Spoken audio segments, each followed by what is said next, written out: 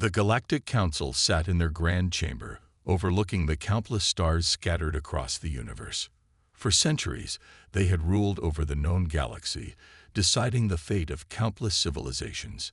When humanity sent a desperate plea for help, the Council barely paid attention. The humans, scoffed Chancellor Vorax of the Exareth Empire, his reptilian eyes gleaming with amusement. They are insignificant. Their world is fragile, their technology primitive. Why should we concern ourselves with them? The other council members nodded in agreement. To them, Earth was just another backwater planet. The Exareth Empire, one of the most powerful forces in the galaxy, had already invaded. It was only a matter of time before humanity was wiped out. The invasion begins. On Earth, the skies burned red. Massive alien warships hovered over cities, their weapons firing mercilessly.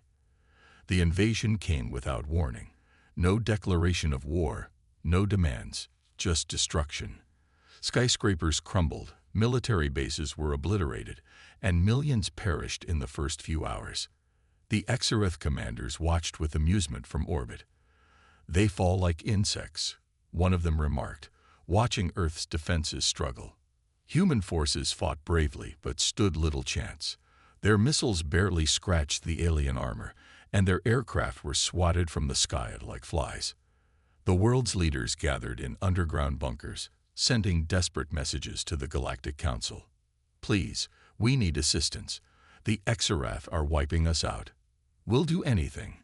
Just help us." But the Council's reply was cold and simple. "Humanity is not our concern." The last hope. As the world burned, a small group of human scientists, engineers, and military leaders gathered in a hidden underground base. They were the last hope, and they knew it. Among them was Dr. Ilias Carter, one of Earth's greatest minds. He stared at the holographic display of the Exareth warships, analyzing every detail. Beside him, General Sarah Kane, battle-scarred and exhausted, clenched her fists. "They think we're weak," Kane said through gritted teeth. "They think we'll just die quietly." Dr. Carter smirked. "Then let's prove them wrong." Their plan was insane. Humanity was outmatched in every way. Weaker weapons, smaller fleets, outdated technology. But humans had something that Exareth didn't expect: the ability to adapt. The first step to revenge. Across the globe, hidden underground factories worked in secret. Scientists and engineers studied the wreckage of fallen Exareth ships, reverse engineering their technology. Weapons were modified. Ships were rebuilt. New tactics were created. A group of elite pilots, called the Ghost Squadron, trained relentlessly. They would be the first to fly the experimental ships, hybrid fighters made from human ingenuity and stolen Exareth tech. The first battle was approaching. Humanity wasn't just going to defend itself. It was going to fight back. The Council laughs. News of Earth's resistance reached the Galactic Council. They found it amusing. "Pathetic," one alien ambassador sneered. "A dying race grasping at hope. The Exareth will crush them soon." They were wrong, because humanity had no intention of dying. The first human counterattack wasn't supposed to be possible. As far as the Exareth Empire was concerned, Earth should have been a smoldering ruin by now. Yet, in the heart of space, something unexpected was happening. A small human fleet, barely a handful of ships, had emerged from a hidden base on Earth's moon. Their hulls were patched together with Exareth wreckage, their weapons an unholy fusion of stolen alien tech and human ingenuity. The Exareth commanders watched in amusement. A final act of desperation. One of them sneered. "Let them come.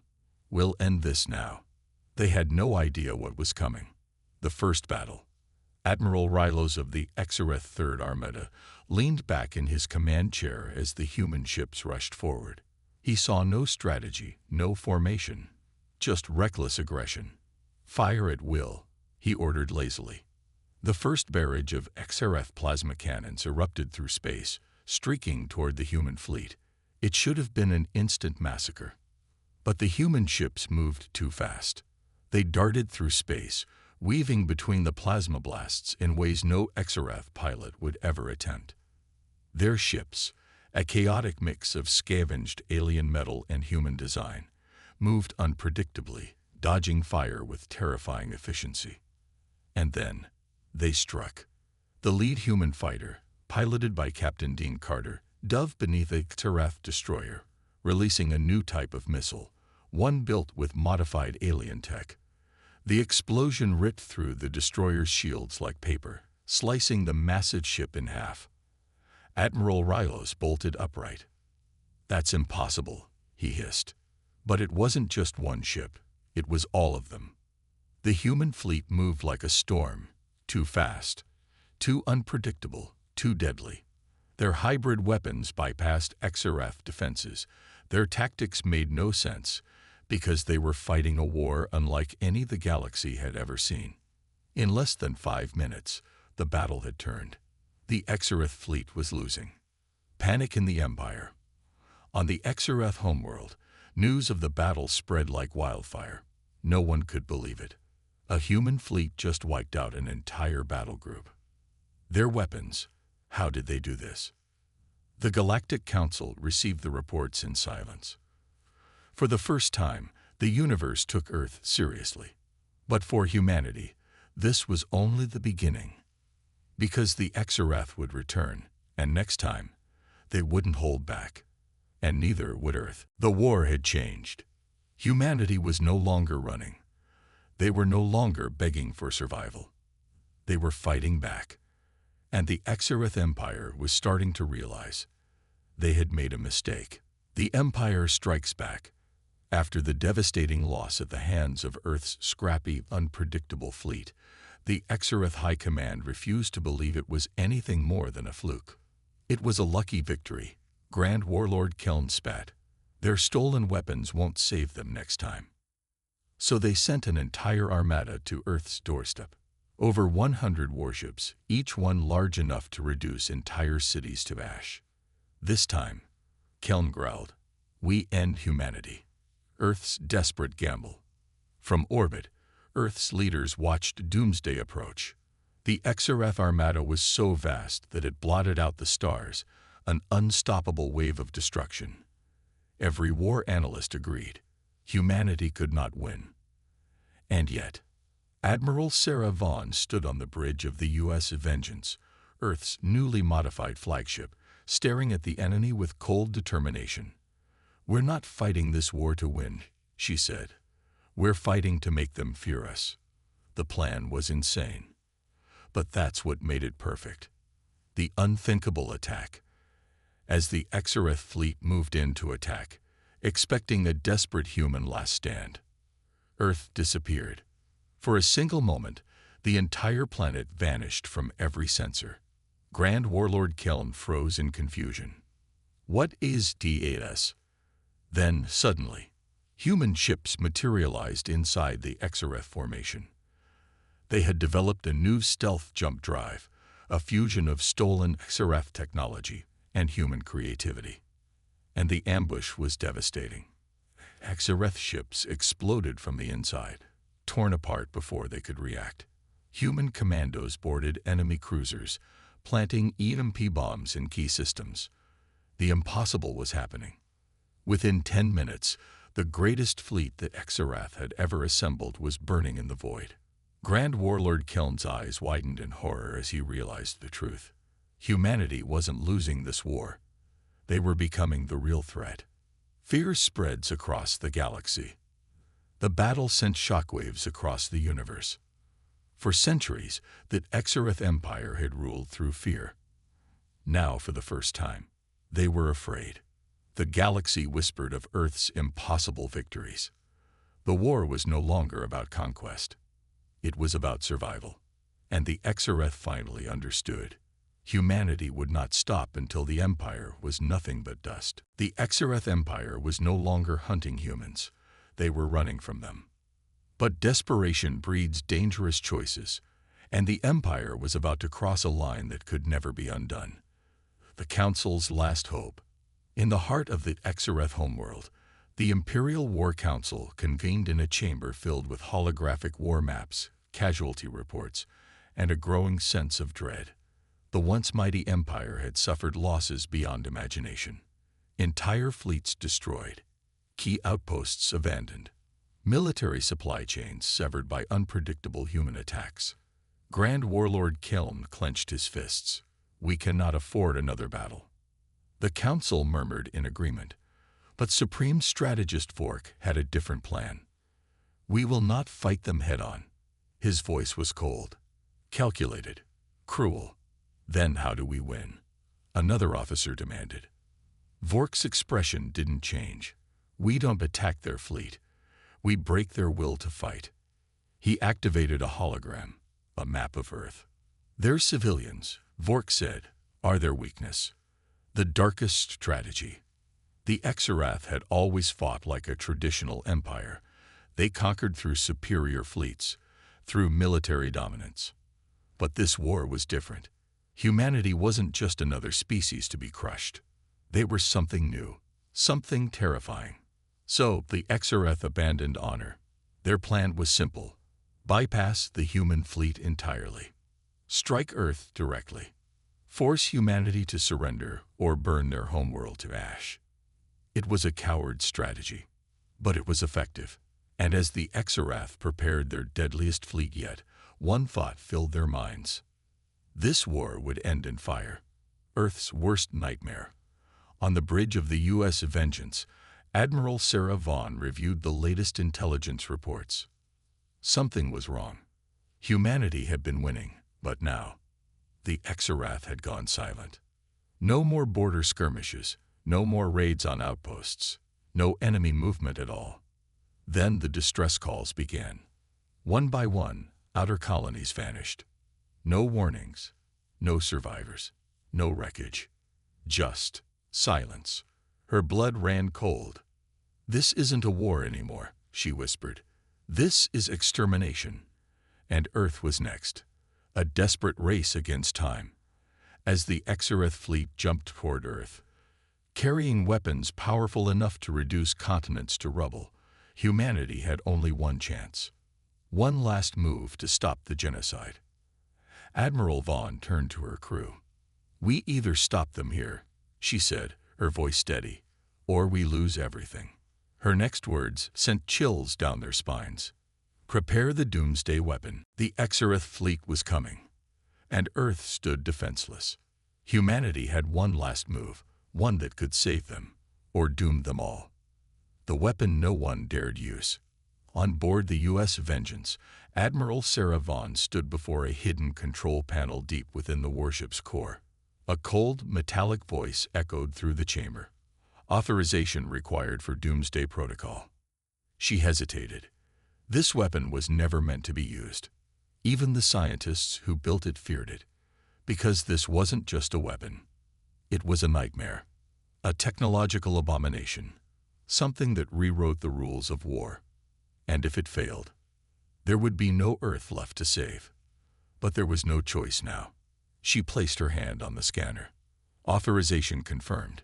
Doomsday Protocol engaged. The last defense of Earth. The Exarath fleet tore through space like a wave of darkness, their massive warships blotting out the distant stars. This wasn't an invasion. This was extinction. Inside Earth's Orbital Defense Command, every screen showed the same thing. A fleet too large to stop, weapons too powerful to counter. But then, the U.S. Vengeance moved. One ship, against thousands. And it wasn't retreating. It was charging directly at the enemy. The weapon awakens. As the first Exarath warships locked onto the U.S. Vengeance, they detected something strange. The ship's energy signature was unstable. Wrong. Then the first blast wave erupted. It wasn't just an explosion. It was a black hole in reverse, a shockwave that didn't destroy, but rewrote reality. Exarath ships caught in the blast froze in place. Systems scrambled, gravity distorted. Time itself stuttered. And in that moment of chaos, humanity struck. A battle like no other. The entire human fleet surged forward, tearing through the paralyzed Exarath warships. Lasers and railguns ripped through their armor. Torpedoes shattered their flagships. But the doomsday weapon was still unstable. If it collapsed, it wouldn't stop at the enemy. It would erase everything, including Earth. Admiral Vaughn's voice rang through the comms. All ships, fall back. We have seconds before this thing implodes. And then, the doomsday weapon detonated. The fabric of space itself bent inward, pulling the Exarath fleet into a swirling abyss. They didn't explode. They ceased to exist. The war was over. But at what cost? Silence after the storm. The battle ended in a heartbeat. The Exarath fleet was gone. And yet, Earth still stood. The doomsday weapon had worked. But no one cheered. No one celebrated. Because they all knew the truth. Humanity had just stepped into something far darker than war. They had created something the galaxy would never forget. And now, the real terror was what came next. The war was over. Humanity had won. But victory came at a terrible cost. The doomsday weapon had erased the Exarath fleet, not destroyed it, not crushed it. Erased. There were no wreckages, no survivors, nothing left to study. It was as if the Exarath had never existed. And that was what terrified everyone. Because if a weapon could remove an enemy from reality itself, who else was watching? The fear spreads. Admiral Sarah Vaughn stood in the war room, staring at the reports flooding in from the outer colonies. Strange disturbances had begun appearing. Ghost signals, entire star systems going silent overnight. Unmarked ships, seen only for a moment before vanishing into the void. And worst of all, the Galactic Council had just sent a warning. Not a congratulations, not a peace treaty. A warning. Cease all further use of your new weapon. Do not awaken what sleeps beyond. No explanation. No details. Just a cryptic message from species who had ruled the stars for thousands of years. And for the first time since the war ended, Vaughn felt cold. Because the galaxy had never feared humanity before. But now, even the oldest empires were terrified. The first disappearance. The U.S. Pathfinder, an exploration vessel, was the first to vanish. It had been sent to scan the battlefield, searching for anything left of the Exarath fleet. The last transmission they received was static-filled and broken. A terrified voice, barely understandable. Not gone. Something here, watching us. Royun. Then, silence. No wreckage. No distress beacon. The ship had simply ceased to exist. Exactly like the Exarath. The Council's secret. A message came through from the Galactic Council. This time, it wasn't a warning. It was a meeting request. An emergency session. And when Admiral Vaughn arrived, she saw something that made her blood run cold. For the first time in history, every major alien empire was present.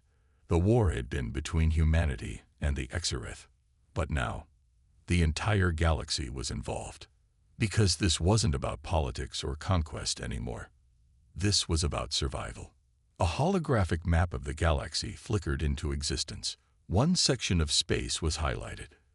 A dead zone, beyond even the Exarath territories.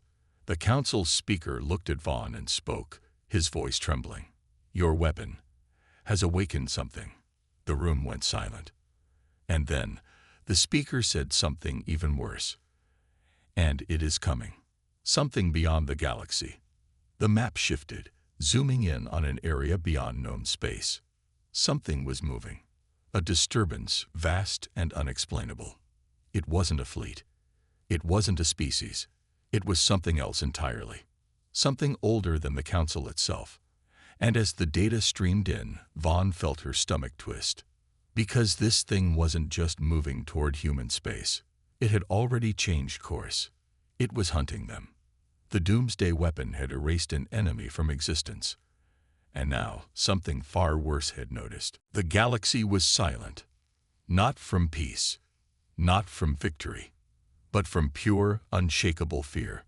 Because something far worse than war had begun. Something had noticed humanity. And now it was coming. The message from the void. Admiral Sarah Vaughn sat in the war room, staring at the impossible. A message had arrived. But it wasn't from the Galactic Council. It wasn't from any known species. It had no source, no signature, no trace of who sent it. Just 3 simple words, broadcast across every human channel, every fleet, every colony. You made noise. No threats. No demands. Just a cold, emotionless statement. And that was far worse, because it meant that something ancient and powerful had been watching. And now, it had turned its gaze toward them. The impossible reading. Deep in the heart of Earth's most classified research station, a team of scientists huddled over their instruments. Their faces were pale, hands shaking, because their scanners had picked up something no one could explain. A disturbance in space. Not a fleet, not a ship, a shadow. Something vast, unseen, yet casting an impossible presence across the void. And it was moving, straight toward human space. The Council's final warning. A desperate transmission came from the Galactic Council. For the first time, they were begging. Flee. Leave your colonies. Leave your worlds. There is no fighting this. Humanity had seen alien empires rise and fall. They had fought back invasions. They had turned scrap into warships. But this wasn't a war.